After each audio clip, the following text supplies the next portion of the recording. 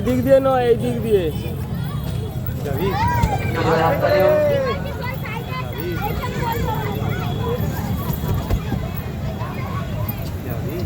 অসংখ্য ধন্যবাদ জানাই ওনাকে আমরা মঞ্চে পেয়ে।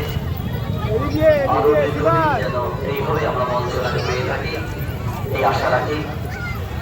আজকে নবমী সন্ধ্যা তোলার জন্য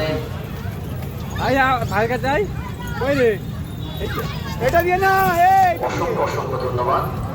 যাবে যাবে আস্তে আস্তে মানুষটিকে মঞ্চে ডাকবো, সে মানুষটি